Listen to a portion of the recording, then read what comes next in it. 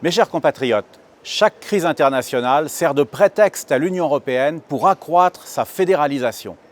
C'est ainsi que la crise du Covid lui a donné l'opportunité de s'ingérer dans le domaine de la santé publique, pourtant réservé aux États par les traités européens. La guerre entre la Russie et l'Ukraine lui offre aujourd'hui l'occasion de pousser ses pions dans deux autres domaines. D'abord dans le secteur de l'énergie, puisque l'Union a réussi à convaincre ses États membres de faire désormais des commandes groupées de gaz à leur place. On peut le regretter, car il est très risqué de confier ainsi notre approvisionnement national à un tiers. Mais ce qui est encore plus grave, c'est que la guerre sert de prétexte à l'Union pour s'ingérer dans le domaine de la défense. Le projet de défense européenne, lancé depuis quelques années avec le soutien du président Macron, était au point mort, tant il était déraisonnable. Il est aujourd'hui relancé.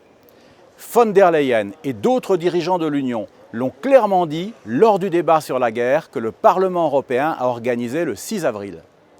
Borrell, haut représentant de l'Union pour les affaires étrangères, a même déclaré le 22 mars que l'Union allait créer une force militaire européenne d'intervention rapide de 5000 combattants. C'est déplorable, car la défense ne peut être, à mon avis, que nationale. Chaque État doit rester totalement maître de ses décisions en matière militaire. C'est particulièrement vrai pour la France, qui est une puissance nucléaire.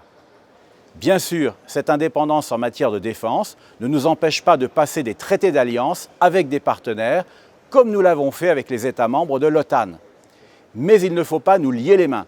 C'est pourquoi il faut quitter le commandement intégré de l'OTAN, comme l'avait compris le général de Gaulle, et a fortiori refuser de nous laisser ligoter par un commandement militaire européen qui serait inévitablement au service d'autres intérêts que le nôtre.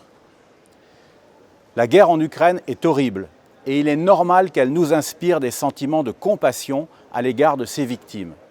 Mais nous devons refuser que l'Union profite de notre émotion pour accroître sa fédéralisation.